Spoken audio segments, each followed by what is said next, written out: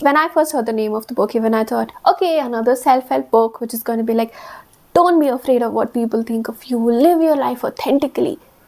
But somehow, it's so difficult to follow this. So I thought, okay, maybe let me try reading it one more time and then it'll make more sense to me. And oh boy, was a surprise. This is definitely not a feel-good self-help book. There were many times where I had to pause to reflect and try to understand what the book was actually trying to say. That being said, this book is not perfect. There are many parts of it which I don't personally agree with. But is it something worth exploring? Definitely. So let's get into it. One of the main reasons why this book works well is because it's written in the form of a dialogue between a young man who thinks that life is full of contradictions and it's so messy, and between a philosopher who thinks that life is as simple as we want it to be. So the dialogue between them works in such a way that when the philosopher is trying to say about the simplicity of life or the different teachings, the young man doesn't accept them readily. He challenges them, asks them questions, gives situations and gives example to be like, but what about this one? What about that? And I think that kind of represents all the questions that we would have had too if we were part of the conversation. The overall theme of the book is taking responsibility of our own lives and realize that we have the agency to take control of our lives and maybe change it at any time that we want to. The philosopher's teachings are mostly based on an Austrian psychologist called Adler. The psychologist Adler says that life is basically an excuse that we tell ourselves to stay in our comfort zone. For example, I'm too old to make this change. Adler takes it a step further and explains that sometimes emotions are also part of the life lie. For example, if we're angry at someone and we shout at them, we're not shouting because we're angry with them, but we are choosing to have the emotion of anger to justify the shouting at them.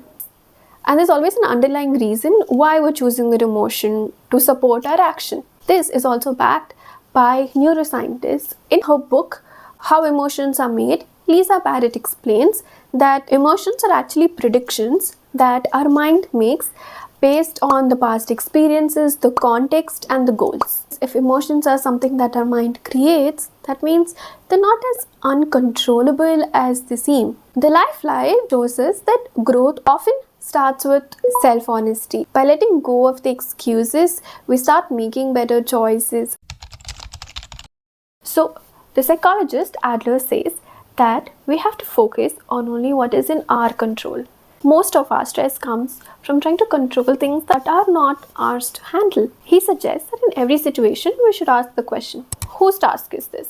And if it is not ours, then we should separate it and try to not worry about it. For example, worrying about what others are going to think of you, that is not our task, that is theirs. Our task is to live authentically. This may seem a little radical at first, but this idea ties beautifully into one of the Stoic philosophers' teachings, which says that you have power over your own mind and not outside events.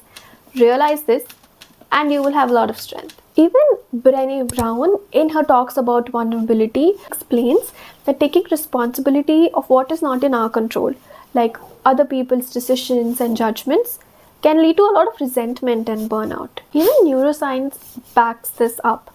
It is said that our brain has limited cognitive resources.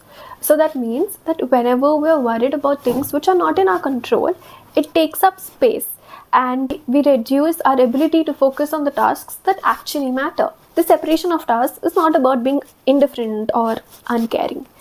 It's basically having boundaries, both with others and with ourselves.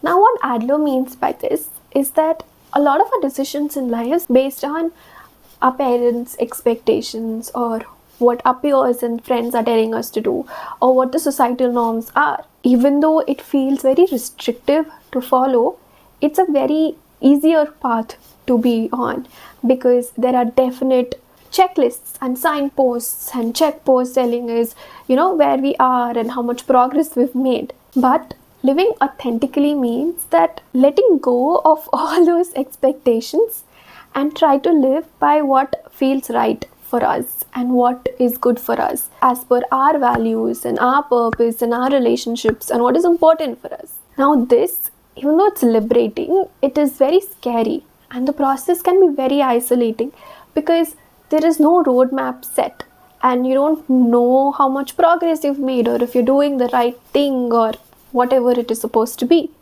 But it is also when we feel connected to ourselves, and that is something that nobody can take away from us. Now, another idea which ties into this, which is mentioned in the book, is that we don't have to be extraordinary to be happy. We've always been told and strived for greatness, to be the first at something or to be the best at something or to always keep improving ourselves so that we are better than everybody else around us. But he says that life is not a linear path.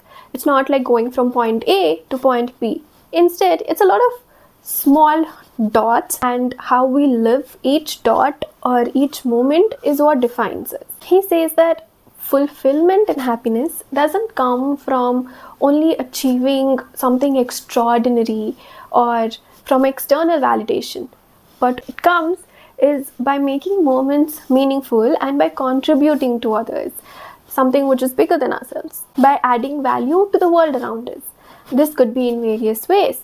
It could be by nurturing relationships through acts of kindness or through helping our community. Now, this reframes happiness as something which is accessible to all of us.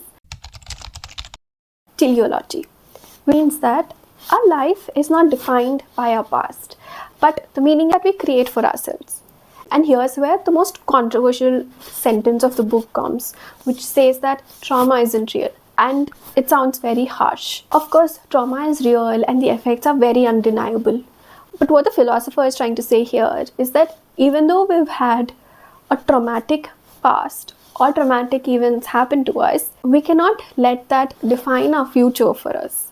He urges us to shift our focus from the question of why did this happen to me to okay, what can I do now? This is not about ignoring the pain or the past trauma which has happened to us, but it is about how to work with it and how to move forward from it. Now, this can be both very liberating but also equally terrifying because it puts you in charge, and that's where the true freedom begins. Now, even though I found a lot of value from the book, this book is not perfect. One of the places where it falls short is the language of the book. It can be a little formal and heavy and makes it a little difficult to connect with the ideas being presented in the book. Another place is the statement that it says that trauma doesn't exist. Even though I understand the deeper point of agency behind it, I think it really oversimplifies the concept by saying this sentence, which might be negating something which is very real for many people. Another place where it falls short is that some of the book's ideas are a little too idealistic to be used in the real world. For example, the book suggests that we should disregard all the social hierarchies and focus on personal freedom. While this sounds very liberating, the reality is that we do live in a society which is very entrenched in power dynamics, and ignoring them completely may not be the best idea, especially if it's going to affect our careers, relationships and opportunities. It can lead to very real consequences, and that's not something you can dismiss in the name of personal freedom. The philosopher doesn't spend a lot of time in trying to address these complexities, and that's where this book falls a little bit short. The value of the book is not with agreeing with everything. It's in how it challenges you to think differently. Even if some ideas feel out of reach, it makes you question like, what do I actually have control over? Or what is holding me back? Or how can I prioritize my values when the world is not fully in alignment with them? So while it is not a flawless guide to life, it is something which makes you reflect and think, and that makes it worth reading. So if this sounds like something that you would want to explore, let me know in the comments. Or if this is something that you've already read, let me know what are your thoughts about this. So that's it for this video. Until next time, keep reading and stay true to yourself. Until then, bye bye.